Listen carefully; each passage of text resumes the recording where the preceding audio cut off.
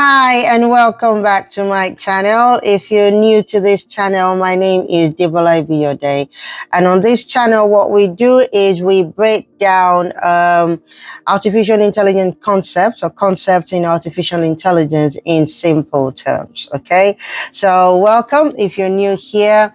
And recently I can see that there's a lot of subscribers joining this community, so I want to say thank you, because I think we're about 3,000 subscribers, which is just good because I've only been doing it for a couple of, I think, a month now, I think.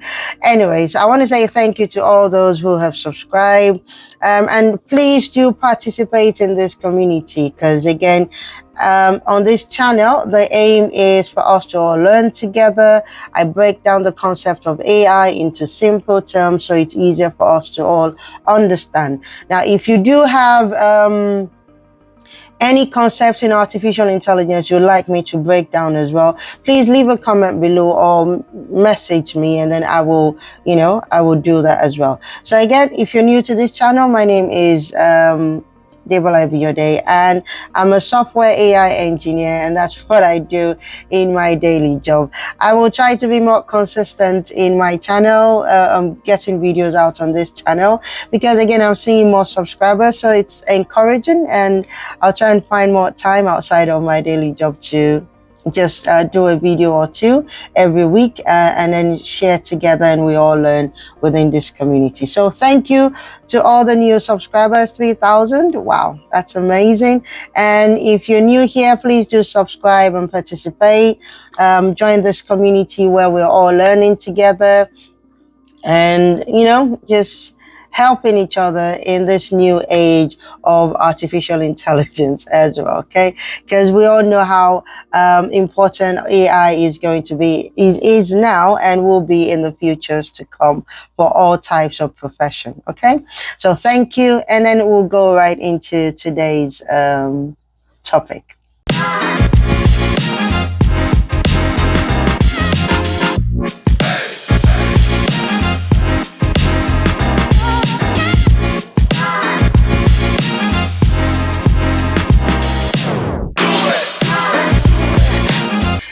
If you've ever wondered why ChatGPT loves Transformers, or why Spotify's recommendation engine still leans on LSTMs, or why bidirectionals keep popping up in research papers or articles online in the tech space, I would say by the end of this video, we're going to break down deep learning in simple terms, and you will be able to know which neural network family does what, why, and when. Okay, so let's go straight into defining what deep learning is. Now, like I've always done, so if you're used to my channel, you see that I always try to give human analogies to AI concept, because like I've said before, artificial intelligence is built on human intelligence. Okay, so to best understand how the concepts, or what the concepts are, having a human analogy will bring that to life for us. It does for me, so I'm hoping it does for you as well. So deep learning is a subset of machine learning. Machine learning, again, is a subset of artificial intelligence where AI itself is a science. Okay, now deep learning is a machine learning technique that uses the neural network architecture. Now, the neural network architecture is an architecture that mimics how the human brain works. Okay, so it mimics the neural interconnections within the human brain. Now, with deep learning, the neural network architectures are based on layers. All right, so I think I did a 60 seconds quick video. I don't know on which channel. It could be on my Instagram channel. I do that, where for an actual deep learning architecture, you start with an input layer, a hidden layer, and an output layer. So all of those layers are interconnected to form the neural network. Now, of course, the deeper the layer, the more the models or the deep learning model can can solve complex tasks. Okay, so let me go into define it simply for us using a human analogy. Now, in simple terms, deep learning is like teaching a child to recognize animals using pictures. Okay, so we're going to give a child a lot of pictures, and the child should be able to recognize animals using those pictures.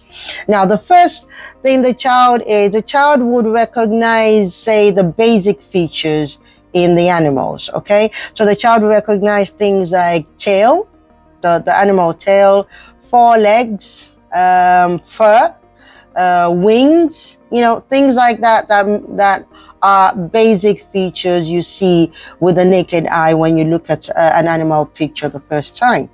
Now, the more the child spends looking at the pictures, or the more pictures the child is able to see, of course, with human feedback as well, the child then starts to group those basic features, where the child starts to put four-legged animals into a group. So the child then starts to see four-legged with a tail animals, and may call such animals first as a dog. Okay, so all four-legged animals with a tail could be grouped as a dog.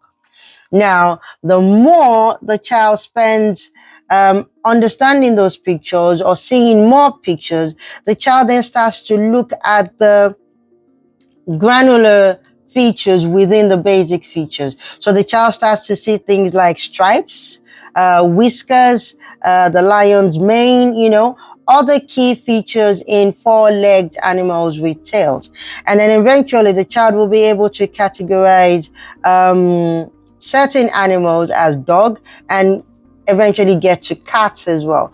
And then the more it goes on, layer by layer, it gets to the point where it can identify wild dogs and wild cats. Okay, so deep learning models also learn from layers of examples as well. So because the pictures we're giving to the child are examples of what animals look like.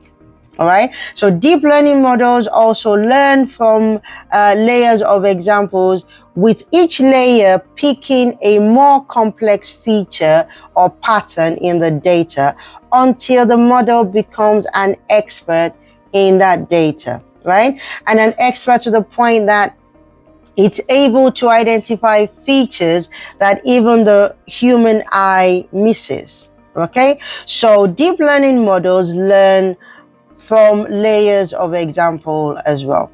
Remember, I said that the layers always start with the input layer, because that's the basic structure of it. An input layer, which is the layer where the data is fed into the model, and then the hidden layer, and there can be multiple hidden layers. Okay, and the deeper the hidden layers are, the more the model is able to identify more complex features within that data. And eventually the output layer, where it then predicts what the input may be based on its understanding of the features that is able to identify within the hidden layers. Okay, so deep learning models learn from layers of example until they become experts in that data set.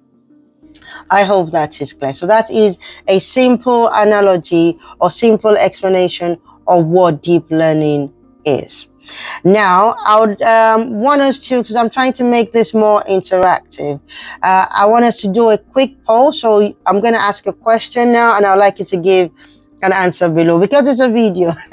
Again, I'm sure you'll see the answer in a couple of minutes. But I would say, once I ask the question, try and pause, give your answer below, and then continue playing the video. It's more fun that way, okay? Okay, so the quick poll in the chat is, which model type powers most large language models today?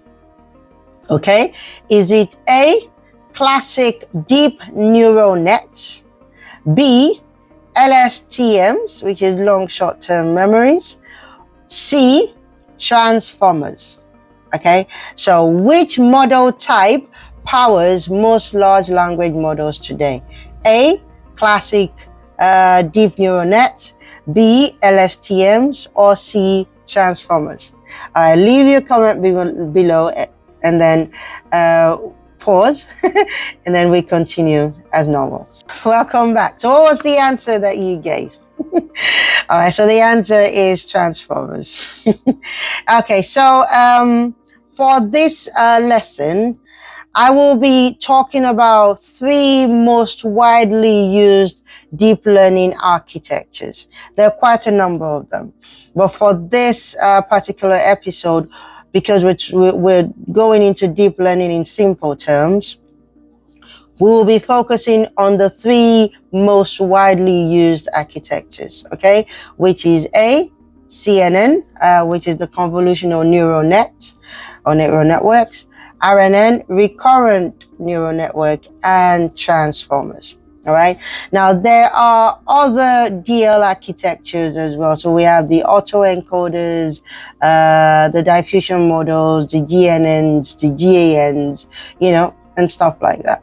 But we won't be going into that. I always advise that my videos are a foundation to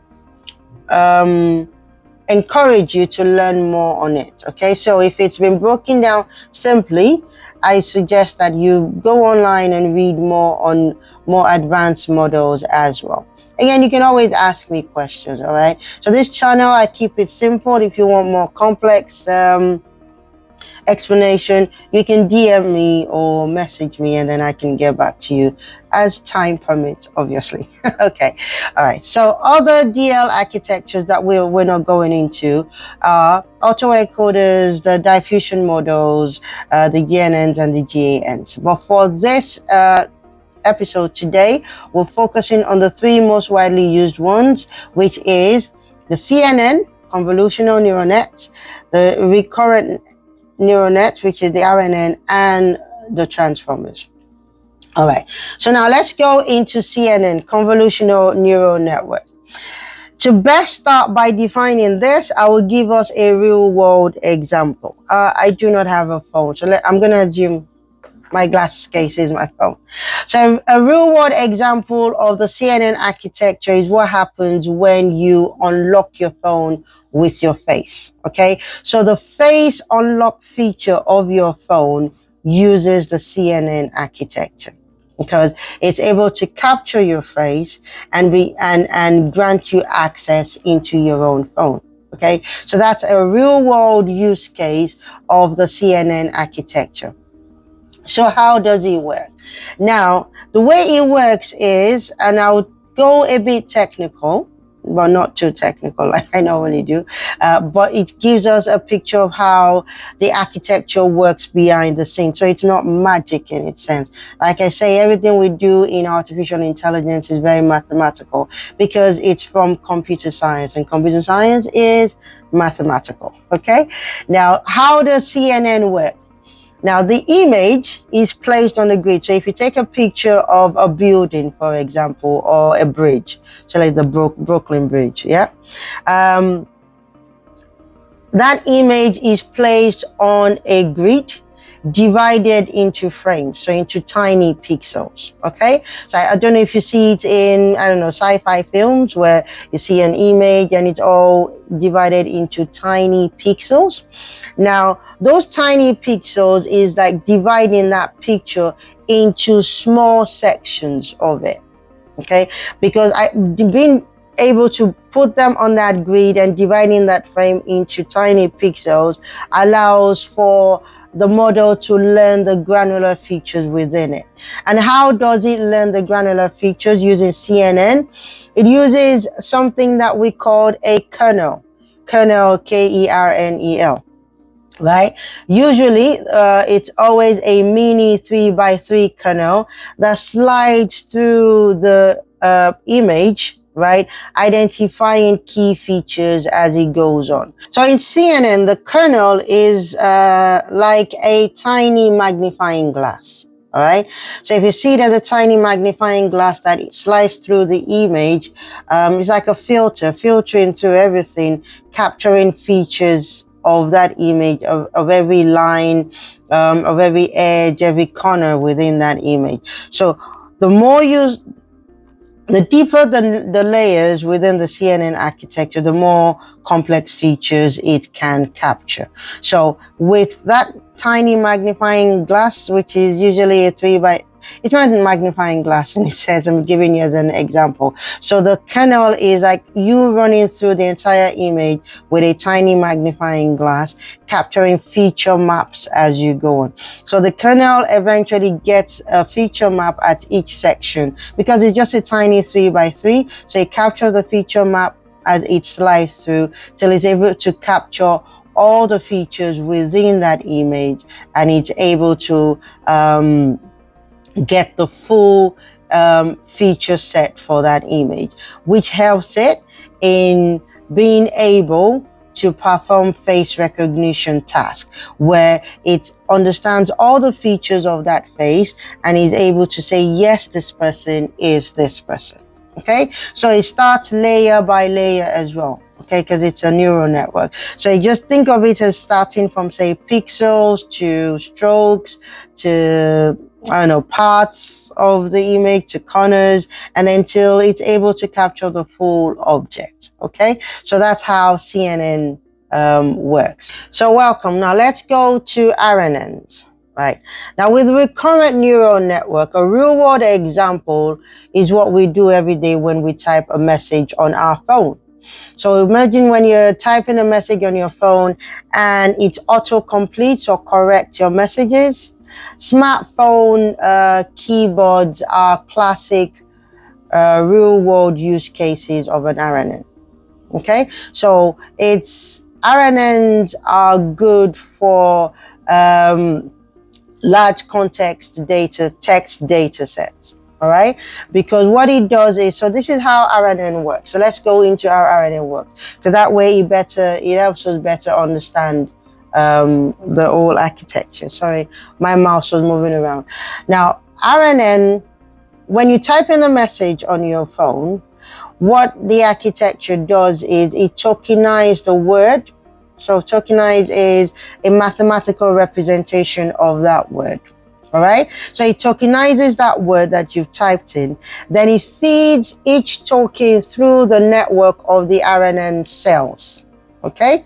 And then with that, it's going through the layers, updating the hidden layers of its neural network with your token, and eventually being able to find similar words. I would say maybe the top K similar words that will replace your word. So may not replace your word, that would autocorrect your word. Now, of course, we use mathematical functions with that. So for RNN, there is a function called the softmax function that gets the top K words that will be the suggestion. That's the word I'm looking for. That will be the suggestion for the word that you have typed in. So the way the autocomplete works is, or autocorrect work is, it takes the word that needs correcting, runs it, tokenizes it, which is the mathematical representation of that word, and then runs it through its neural network or the RNN cells, going through all the hidden layers, because most of the work happens in the hidden layers. Remember, the input layer is when the data comes in.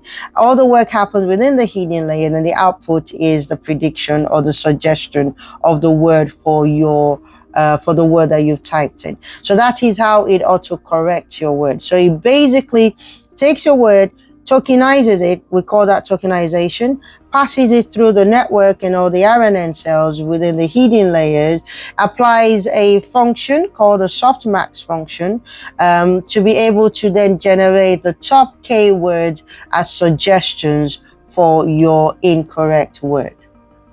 All right, so that is how RNN works. That's quite straightforward. I don't think I can break it down simpler than that. Okay, so it is also used for I think speech and music generation. So where text generation is required, RNNs are quite good for that, and it's also good for stock price predictions as well. I would say though that RNN is the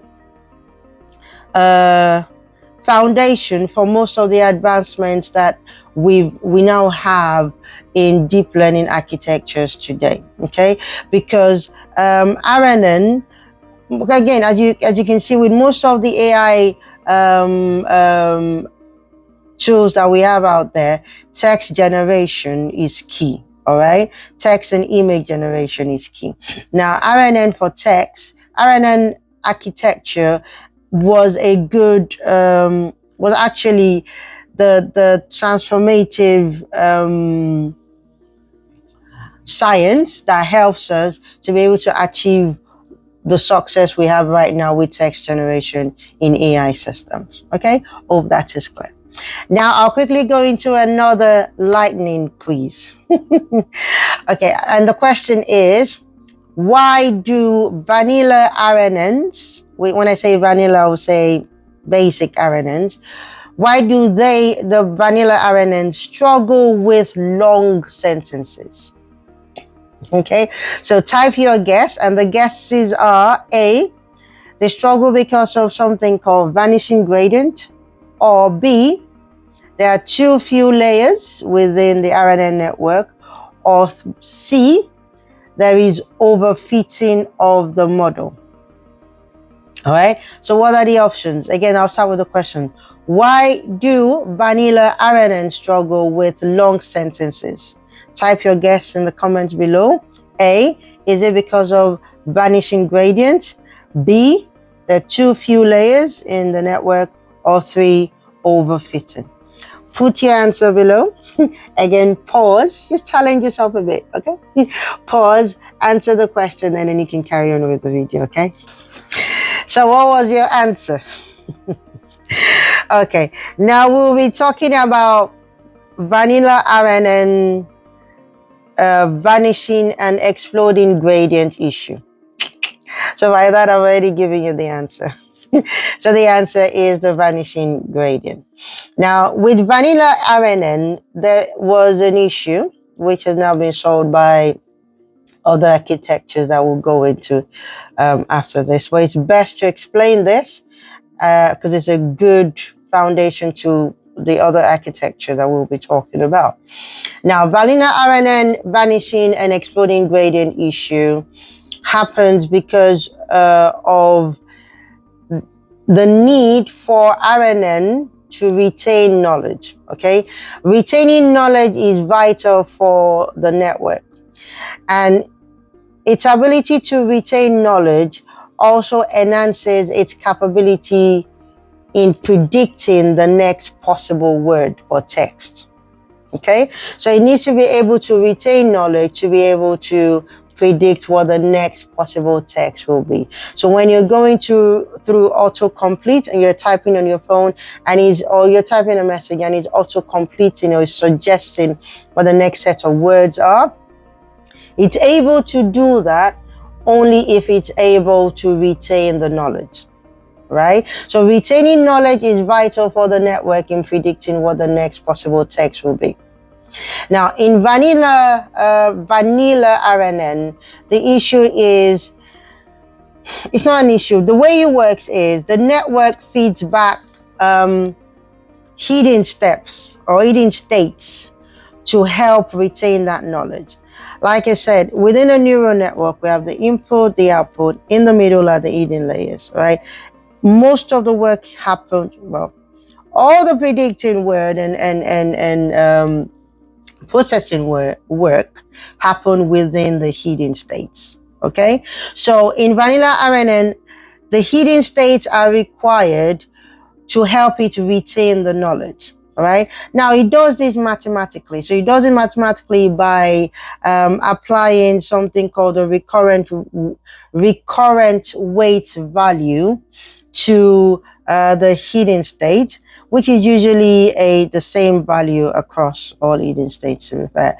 And based on the radius, the stretch factor. Now the radius is, when I say stretch factor or the spatial radius, what I mean is the maximum range of retention signal, all right? Because again, there are lots of words that it's trying to predict on. So we need to set what the maximum range of its retention signal will be, right? So it mathematically applies that recurrent rate to the hidden state based on the maximum retention signal range that it has, right? Using that, so it uses that to be able to say, what should I retain that is useful for me in the next step, basically.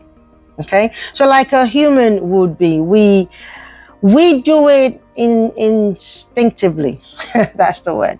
Okay, we're able to say the next word because that's how our brain works. I mean, what I'm saying right now, my brain understands what my next word, because it's already processing it. I'm able to retain memory, and from my memory I'm able to say the next word appropriately.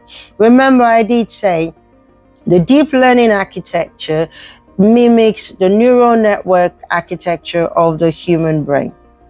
Okay, or the neural network architecture mimics the neural interconnectivity of the human brain. Same difference. Okay, so how we're able to say the next word is because our memory is good. All right, now for an artificial intelligence system, especially with this RNN network, it also needs to be able to retain knowledge, and that's its memory. Now, in a vanilla RNN, the way it works is it uses its hidden states, applying this recurrent network weight to it, based on the retention signal range that it set, the max range that it's going to use, that it deems useful for that retention. It then uses that to retain the memory. Now, mathematically, this is where there is a problem. If that signal, that retention signals range, which I will call stretch factor, okay, because saying retention signal is quite long, so I'm going to call it the stretch factor, right? If the stretch factor is less than 1, so basically everything we do within a range goes from 0 to 1, or like that. Now, if the stretch factor is less than 1, what ends up happening mathematically within the model is it lead to the network remembering less and less information as it approaches 0. Okay, because it's going backwards, isn't it? Because if stretch factor is less than 1, meaning that range is less than 1, the network remembers less and less as it's going towards 0, right? And it gets to the point where no information is retained at all. And if there's no information retained at all, there is no possible text that it can predict appropriately. And that's where the vanishing gradient comes in, because the less and less it remembers, the gradient starts to vanish, basically. So if the stretch factor is less than 1, the network remembers less and less as it approaches 0, causing the gradient to vanish. And that is the vanishing gradient. Okay, so that's one issue with the vanilla RNN. The second issue is the exploding gradient, which is the opposite of the the vanishing gradient.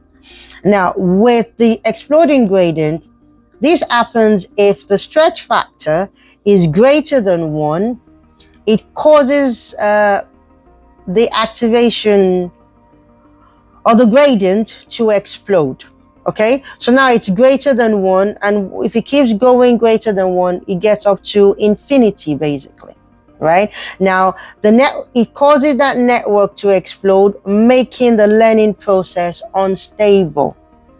Okay, because imagine, it keeps going, so that means the stretch factor keeps increasing till infinity. So that means it's just remembering everything and anything that it eventually explodes at a certain number. Because remember, everything we do within artificial intelligence is mathematical. Now, when it causes the gradient to explode, the learning becomes unstable, and then it introduces noise into the learning as well. Okay, so that is the vanilla RNN vanishing and exploding gradient issue explained in simple terms. Okay, you can always rewind back and watch it again. If you have any questions on this, please ask below. Okay, now we go to the LSTM. So LSTM is the long short-term memory architecture. All right, now LSTM is a variation of RNN, basically. Simple. All right, now it was developed to solve the vanishing and exploding gradient issue that I previously explained.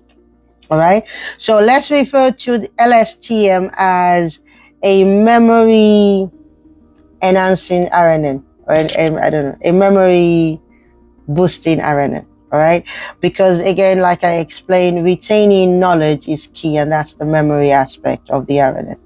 Right now, LSTM network, which is the long short-term memory network, the way it's able to solve the vanishing gradient issue is by introducing valves or gates. Let's call them gates or little valves.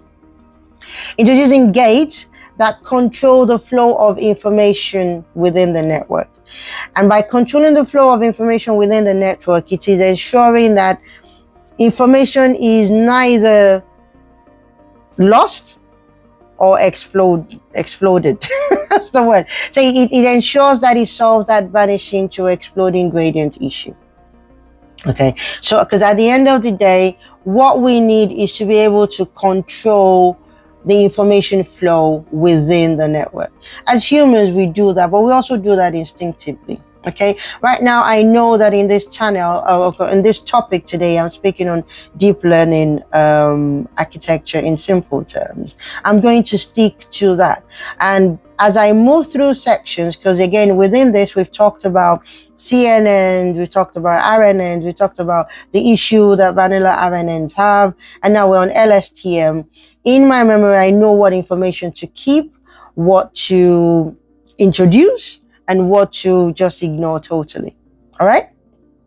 So that's what those gates do. So the LSTM gates control the flow of information within the network, ensuring it knows what to keep and what to take in and what to forget. All right? Now, a simple way that this has been analyzed, and you can see it in other papers. I saw one paper and that they explained it quite well. These gates are divided into three. So there are three types of gates within the LSTM network. So we have the forget gate, the input gate, and the output gate. Okay, so the forget gate, by word, it decides what to forget. So the forget gate is where it decides what to erase within the network. Okay, so the forget gate of the LSTM gets rid of unwanted information. Now, as humans, we naturally do that without even thinking about it.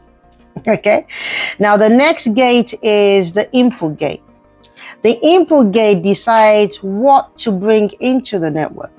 The new information that needs to come in, what it needs to store, right? So that's what the input gate is. And then the output gate decides what to pass to the next step. So the output gate determines which information should we carry along to the next step. Remember, it's a layer, neural network layers, okay? So it needs to pass the right information across. Okay, so these three gates are important for the LSTM, and it's how the LSTM is able to solve the vanishing and the exploding gradient of the vanilla RNN. Remember, LSTMs are a variation of RNN. Okay, so now an interactive analogy would be, imagine you have sticky notes on your mirror.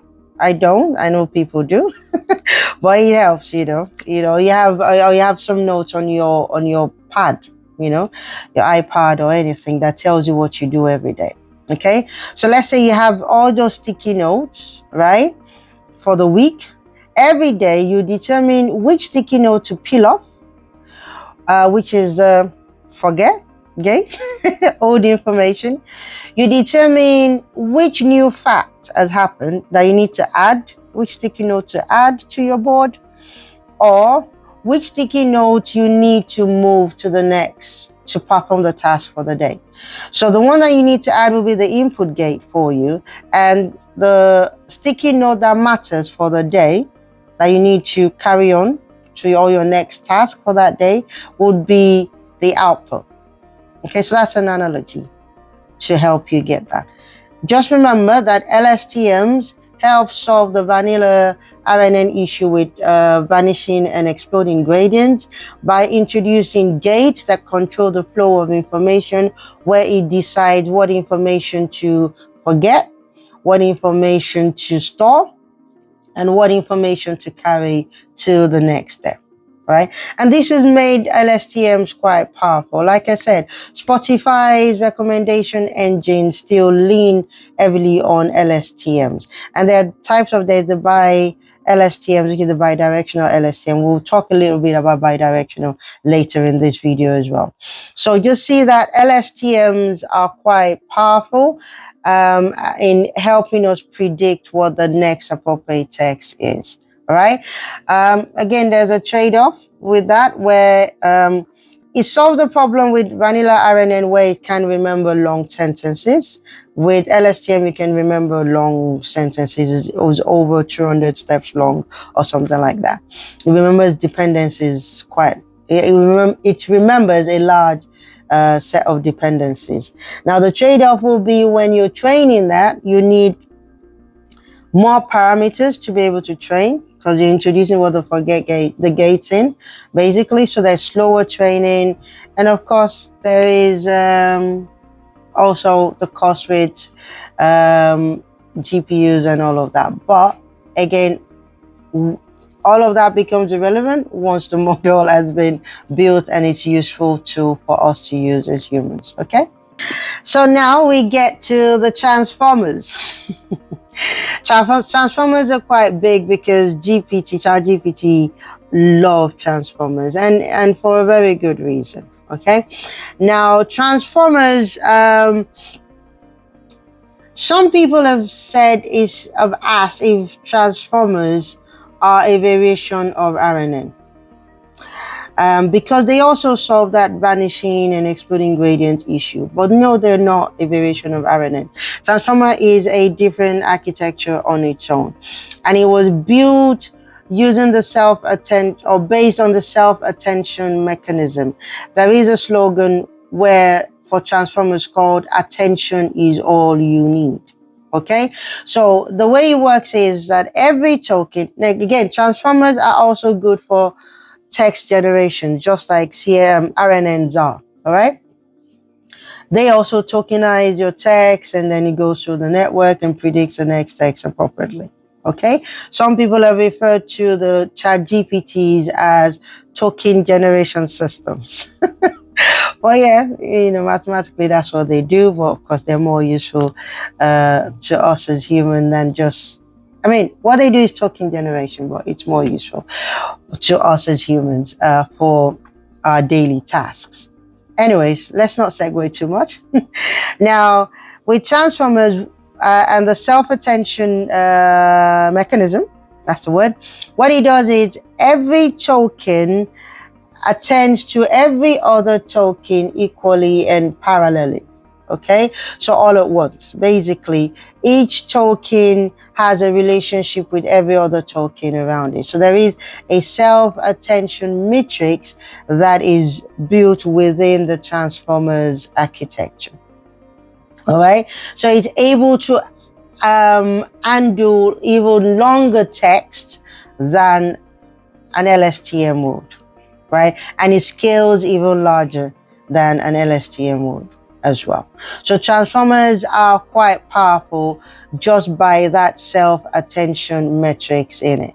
Now, there are a lot of articles on how self-attention metrics work mathematically. Please just go out there and read more You can come back to this channel and share with the community. Maybe we'll have a community session when people can come in and just share their thoughts as well. You know, I'm open to that. We'll see how that goes. I'm only new here. Let's see how that goes.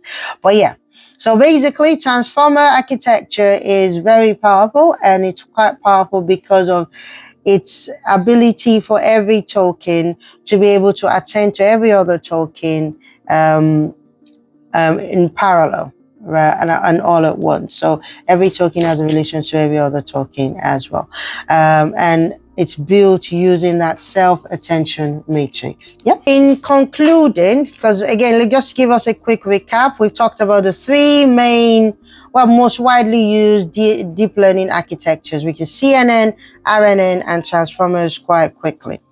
Now, in concluding, I want us to talk quickly on bidirectionals, okay? Because bidirectionals also play a key part in how well these architectures perform as well. Now, bidirectional from an RNN LSTM point of view is reading both ways, okay? So basically, you run your code or learning by copying the word left to right, and then copying the word again right to left, and then concatenating the hidden states of both left to right and right to left to be able to identify the context of that word. So bidirectionals, when people say AI is sentient because it's able to understand context, bidirectionals play a big role in that. So bidirectionals help give context to a word. So it helps us know, or helps the AI know, the difference between a riverbank, which is, my R is horrible, river bank. A riverbank, it helps us know the difference between a riverbank and a financial or money bank. Okay, because banking in those two phrases mean two different things. Now, bidirectionals help to understand context of that word within that phrase or sentence, right? So that's the bidirectional from an LSTM RNN point of view. From a transformer point of view, which I think, and it's quite still in use. I think it was developed by Google. I may be wrong. Please leave a comment below. So it's called the bidirectional transformers, like the BERT, B-E-R-T. And by the nature of transformers, naturally, they do support bidirectional because attention, self-attention, cannot be one directional. Remember, every token attends to every other token, you get me? So by the nature of transformers, it does support bidirectional by default. So during the pre-training of the model, or models like BERT, BERT, the data, again, similar to RNN and LSTM, is read left and right simultaneously, right? So it's like reading both ways to be able to understand context. As humans, our brain does that as well. It's why we're able to understand context and nuances as well, all right? So so these are ways that we've built into the AI system to be able to mimic the way our brain works as well. So let's go to being able to choose the right tools. Now that we know what all these architectures are and how they work and what they're good at, we can break them back down into tools. Like I've always said, AI systems are tools for us to use in it. So I'm going to give us some tasks and what our best starting point architecture should be and why, you know? So if we have, say, an image classification task, our best starting point is the CNN. So the convolutional neural network is good for image classification tasks, right? Because of that spatial locality. I mentioned spatial earlier in the video. Now, if we're having a time series forecasting task, we use LSTMs. I did say there's something called a bi-LSTM as well. It's bidirectional LSTM, okay? And that's because of the built-in memory and the smaller size of data that is required. Because when you're working with limited data, LSTMs are quite powerful for that. If you're also doing things like a real-time speech recognition, LSTMs are good for that as well, or a variant of LSTMs. Now, most of these architectures also have variants out there. All right, there's a lot to read on. This is in simple terms video, so we won't go too much into that. And again, if we want to talk more advanced, you can comment below. We can all participate together on that. But the aim of my channel is to break things down in simple terms for people. Yeah. If we're working with large scale text generation, Transformers.